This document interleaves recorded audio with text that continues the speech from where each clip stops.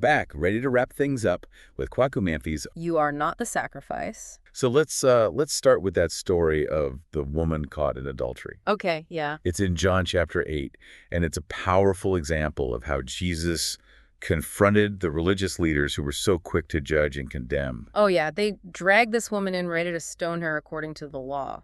Right. It's a classic setup. Like they're trying to trap him. Exactly. If he shows mercy, he's breaking the law.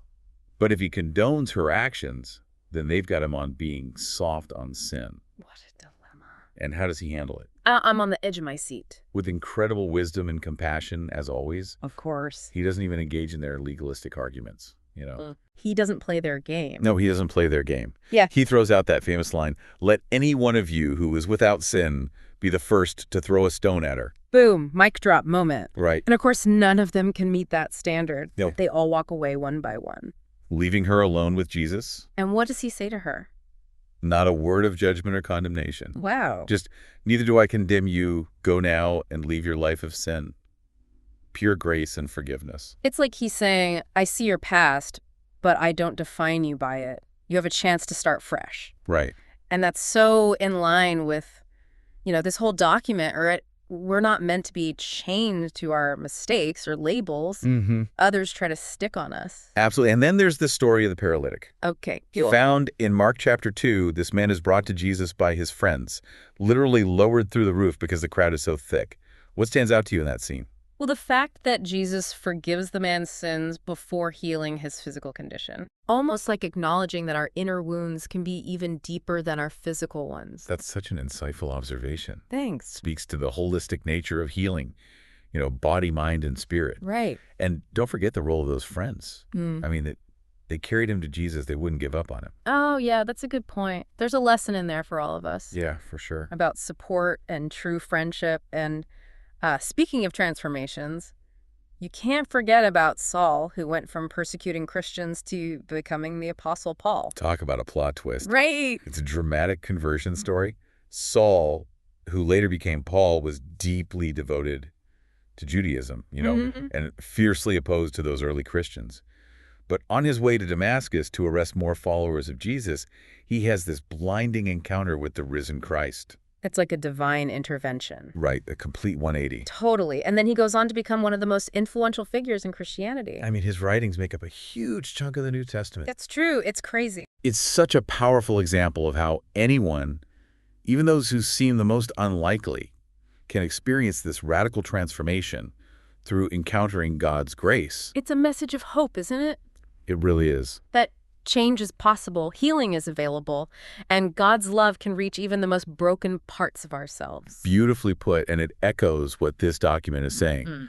Don't give up on yourself. Yeah. Your past doesn't have to define you. There's always hope for a new beginning. Now back to this idea of you are not the sacrifice. The author dives deeper into the Barabbas story, right? They do. They paint this picture of this notorious criminal. Okay. A bandit, murderer, insurrectionist, the worst of the worst facing certain death.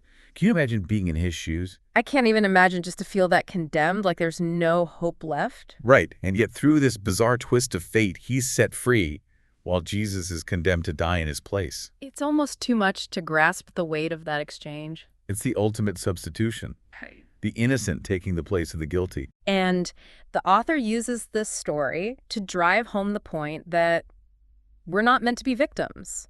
Right. We have a choice. We have agency. In how we define ourselves and how we face the challenges that life throws at us. We're not powerless. Even if you feel like you're on death row. Right. Even if you've made terrible mistakes. There's still that possibility of redemption. From a fresh start. Powerful stuff. And they connect this to their own personal experiences with superstitious sacrifices growing up and how those beliefs can create this atmosphere of powerlessness. Like you're being controlled by unseen forces. It's like feeling trapped by a system that you didn't create but that has you in its grip. Yeah, and they emphasize how true faith in God can break those chains, can set us free from that kind of fear. So it's not just about believing in God. It's about understanding what that belief empowers us to do. Right, to reclaim our power, our agency, and to choose to believe that we are worthy of love, forgiveness, and a life lived on purpose. And there's even more to unpack. Okay.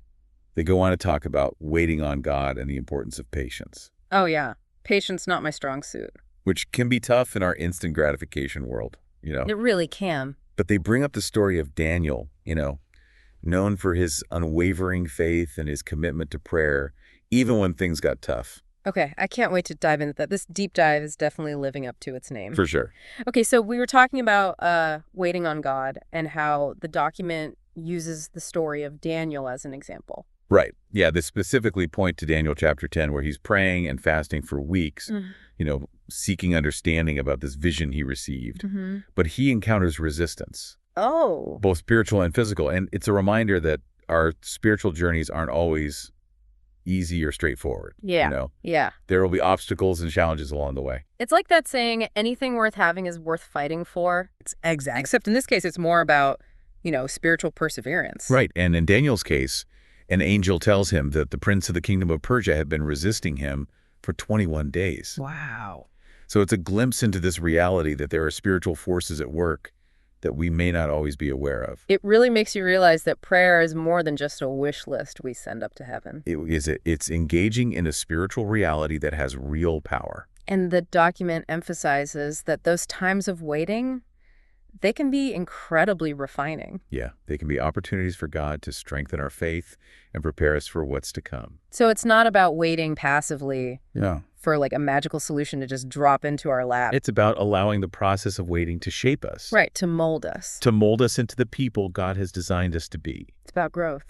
Beautifully said. And then they bring back the story of Abraham and Isaac. But this time, they focus on this specific detail that adds a whole new layer of meaning.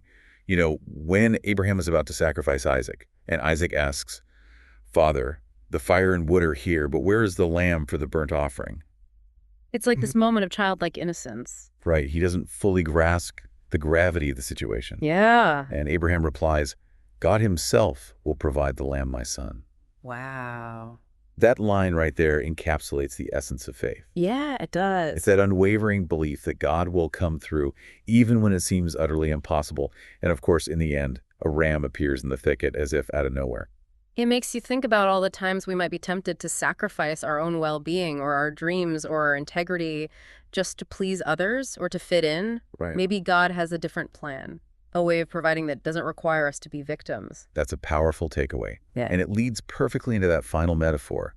The document explores the church as a clinic for sinners. Oh, yeah. It's a reminder that we don't need to pretend to be perfect or have it all together to experience God's love and grace. I love that image. It levels the playing field, Yes. It makes faith accessible to everyone, regardless of where they are on their journey. Exactly. Come as you are, baggage and all. And they compare it to going to a medical clinic, Yeah. You don't go to the doctor and try to hide your symptoms or pretend to be healthy. Right. You go because you need help. Because you're hurting. You're hurting and in need of healing. It takes away that pressure to put on a facade. Yeah. And allows us to be authentic about our struggles. And speaking of authenticity, they also share the parable of the prodigal son. Oh, yeah, the one who comes back home after squandering his inheritance. Yeah, expecting to be rejected by his father. Right. But it's one of the most powerful stories of unconditional love and forgiveness. Mm-hmm. The father doesn't hesitate for a second. He welcomes his son back with open arms, throws a party, celebrates his return. It's a beautiful picture of how God sees us. It is. It's like saying no matter how far you've strayed, no matter what mistakes you've made, there's always a way back. You're always welcome. Mm-hmm. And they emphasize that the church should be a reflection of that welcoming, non-judgmental love. Yeah. A place where we can be honest about our struggles, receive support and encouragement, and experience that transformative power of God's grace. Wow, this whole deep dive has been incredible. So insightful, so many layers to unpack.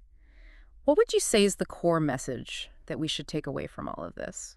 I think it's a call to embrace our true identity as beloved children of God. Okay. To recognize that we're worthy of love, forgiveness, a life of purpose. We're not defined by our past mistakes or our perceived flaws or the expectations that others try to impose on us. It's a call to reject the lie that we have to be victims. Absolutely. To stand up and say, I am not the sacrifice. So well said. We have the potential for greatness, and faith is the key that unlocks it.